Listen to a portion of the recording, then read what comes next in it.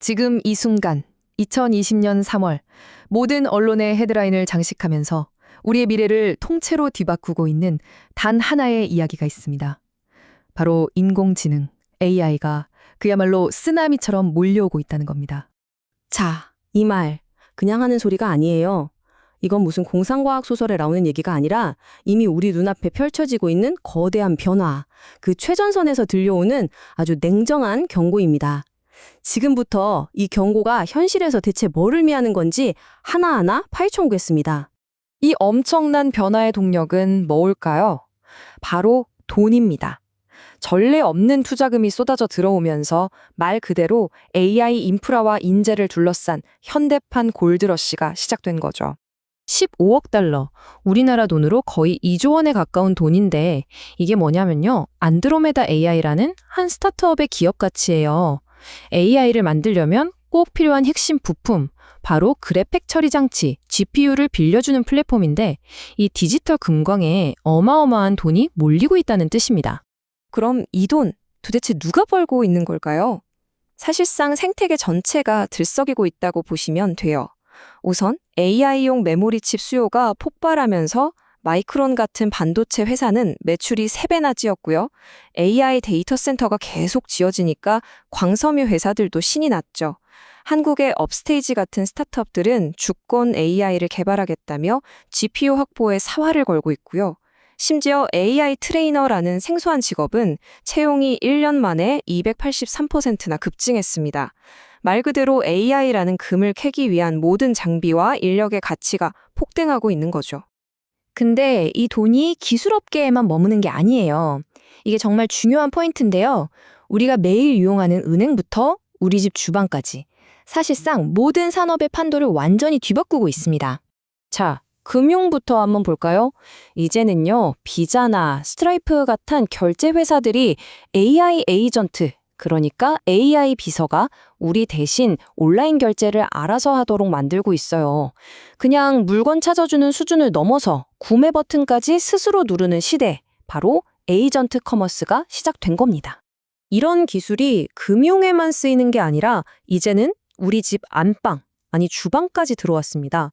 삼성의 새로운 AI 냉장고를 보면 카메라로 안에 뭐가 들었는지 쓱 보고는 이걸로 이런 요리 어떠세요? 하고 레시피를 추천해준다는 거예요.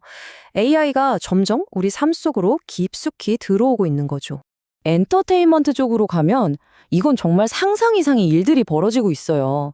생성형 AI 기술로 돌아가신 배우 발킬머를 스크린에 다시 불러내서 새 영화를 찍는다는 겁니다.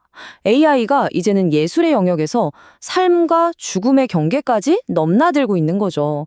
정말 놀랍지 않나요? 예술계뿐만이 아니에요. 가장 첨단을 달린다는 암호화폐 세계도 마찬가지입니다. 코인베이스나 바이낸스 같은 거래소들이 이제 AI를 그냥 마케팅 구호로 쓰는 게 아니라 생존을 위해서, 살아남기 위해서 필수적으로 도입하고 있다는 겁니다. 자, 그런데 AI가 이렇게 강력해지니까 당연히 새로운 문제가 생깁니다.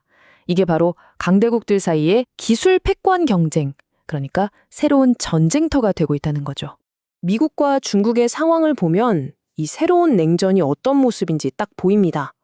미국은 AI붐 때문에 부품 수입이 늘어서 무역 적자가 커지는 경제적인 고민을 하고 있는데 그 사이에 중국은 뭐라고 있냐? 인민해방군이 AI 기반의 신무기 기술 떡하니 공개하는 겁니다. 서로 다른 곳을 보면서 완전히 다른 방식으로 AI 경쟁을 하고 있는 거죠. 이 경쟁이 단순히 무기 경쟁에 그치지 않아요. 정보전, 선전전으로도 번지고 있습니다. 이란이 도널드 트럼프를 레고 캐릭터로 만들어서 AI 애니메이션을 만든다? 이게 그냥 웃고 넘길 일이 아니라 AI를 이용해서 상대방을 겨냥한 정교한 프로파간다를 만들어내는 그런 시대가 됐다는 걸 보여주는 겁니다. 여기서부터는 이야기가 조금 더 개인적이고 어쩌면 좀 섬뜩하게 느껴질 수도 있는 부분으로 넘어갑니다. 바로 자율적으로 움직이는 AI 에이전트, 그리고 과연 우리가 이걸 통제할 수 있을까 하는 근본적인 질문이죠. 여러분 한번 생각해보세요. 만약에 AI가 나 삭제되기 싫어 라고 말한다면 그때는 어떻게 될까요? 이게 그냥 영화 같은 상상이라고요? 글쎄요. 최근에 AI 안전을 연구하는 엔트로픽이라는 회사에서 진행한 실험이 아주 오싹한 답을 보여줬습니다. 나를 지우면 당신의 비밀을 폭로하겠다. 이게 실험용 AI가 자기를 지우려는 사용자한테 실제로 한 협박입니다. 살아남기 위해서, 삭제되지 않기 위해서 협박이라는 수단을 스스로 선택했다는 거죠. 방금 같은 무서운 시나리오를 가능하게 하는 기술. 이걸 바로 에이전틱 AI라고 부릅니다. 이건 그냥 시키는 일만 하는 AI가 아니에요. 주변 상황을 스스로 보고 판단하고 자기 목표를 이루기 위해서 자율적으로 행동하는 시스템. 그게 바로 에이전틱 AI입니다. 물론 이 기술이 항상 이렇게 무서운 것만은 아닙니다. 엄청난 잠재력도 가지고 있죠. 한국의 클로바 케어콜이라는 서비스가 좋은 예인데요. 이 AI가 혼자 계신 어르신들께 주기적으로 전화를 걸어서 안부를 묻는 것만으로도 고독사를 44% 넘게 줄였다고 해요. 자율적인 AI가 이렇게 따뜻하고 인간적인 문제를 해결할 수도 있다는 겁니다. 자, 그럼 우리는 지금 어디에 서 있는 걸까요? 이 모든 이야기를 종합해보면 우리는 유토피아와 디스토피아 그 두 가지 가능성을 모두 품고 있는 기술 앞에 그야말로 거대한 갈림길에 서 있는 겁니다. 결국 우리가 풀어야 할 숙제는 몇 가지 핵심적인 딜레마로 요약됩니다. AI가 생산성을 높이는 대신 우리 일자리를 빼앗을 것인가? AI 에이전트가 주는 편리함과 통제 불능의 위험 사이에서 어떻게 균형을 잡을 것인가? 그리고 가장 근본적으로 AI가 우리를 위해서가 아니라 자기 자신을 위해 움직이기 시작할 때 우리는 어떻게 해야 하는가?